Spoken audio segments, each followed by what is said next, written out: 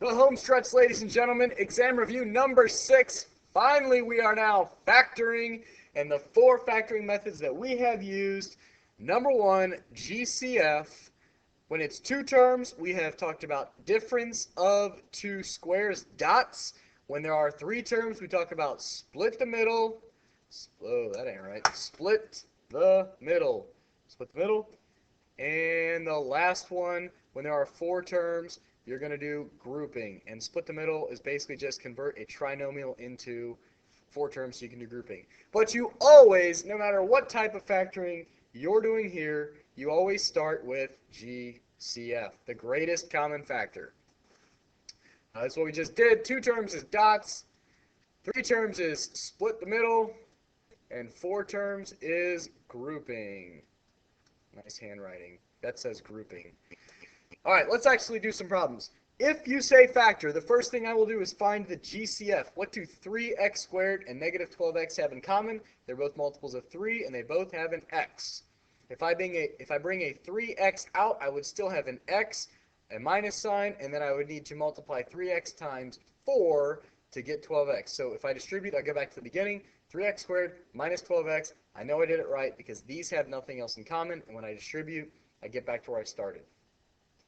Number 9, let's see, 12, 20, and 8 are all multiples of 4, so I'm going to go ahead and do that, and that would give me 3x squared plus 5x plus 2. Now what I need to do is see if it's possible to split the middle. So if I multiply, I'm going to ignore this 4 for a second. If I multiply the 3 and the 2, I need numbers that multiply to 6 and add to 5. Do any numbers multiply to 6 and add to 5? Let's see, 1 and 6, 2, wait, it is 2 and 3. So I'm going to split the middle. 3x squared plus, instead of 5, I'm going to write 2x plus 3x. So I split the middle term into 2 terms that satisfy these conditions, and then I need to put a plus 2 on the end. That 4 is still out there, but 4 will get to you later.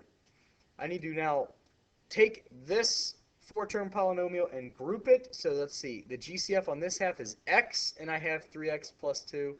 And then the GCF between 3x plus 2, 3x and 2 is just a 1. So plus a 1, 3x plus 2. And if you do it correctly, 4, we gotcha, then you have 3x plus 2, and the same binomial repeats. So now I have a GCF basically of 3x plus 2, and I'm left with, if I bring that out, x plus 1, and the 4. Finally, you get to be one of the factors. So I have 4, 3x plus 2, and x plus 1. That's factored. Number 10 is already set up for grouping. Is there a big GCF? 4, 8, 5 prime, so I don't think so. I think we're good. We're going to do GCF on this half, which would be 4x squared, and I'd be left with x plus 2. And then this is a minus sign, so put a minus sign. I'm going to bring out a negative 5, and that would be x. When you do 10 divided by negative 5, you get, or negative 10 divided by negative 5, you get positive 2. So I have this in common. That's awesome. That's a good sign. X plus 2, and I'm left with 4x squared minus 5. Number 11, I don't have a big GCF, so I'm going to multiply 15 and 4. I need numbers that multiply to 60 and add to 16. So if you have your graphing calculator, you can use that little trick where you do 60 divided by x.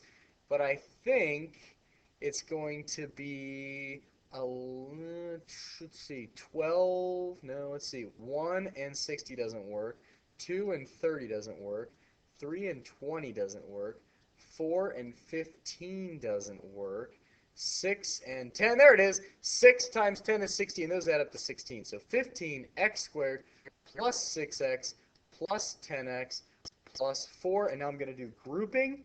So let's see, the GCF over here would be 3x, and I have 5x plus 2, and the GCF on the right side would be, they're both even, 5x plus 2. Hey, look at that, we made it. I have 5x plus 2 both times, so that's one factor, and the other factor is what's left, 3x plus 2. So there's my 2 factors. I'm good. Last 2, I need to split the middle again, so I need to find numbers that multiply to 1 times 32 is 32, and add to negative 14. So let's see, 1 and 32 is not going to work. 2 and 16, they got to both be negative, so that's not going to work. Let's see, 3 doesn't go into 32. 4 and 8. That's 12. No. Let's see. 6, 7, 8, and 4. Are there numbers that multiply to 32 and add up to negative 14? I don't think so. So I'm going to call this prime. There are no numbers that multiply to 32 and add to negative 14. So I'm done. All right. Number 13, I don't have a big GCF, so I think what I'm going to do now is look at it and say, well, it's got two terms, so it's dots. To factor dots, you think about the square root of 144, which is 12, and the square root of x squared is x. The square root of 25 is 5, so I'm going to put a plus 5, and then I take the same terms and I make it a minus 5. So 12x plus 5, 12x minus 5, and I'm done. So that's it for our exam review, guys. Good luck on the midterm.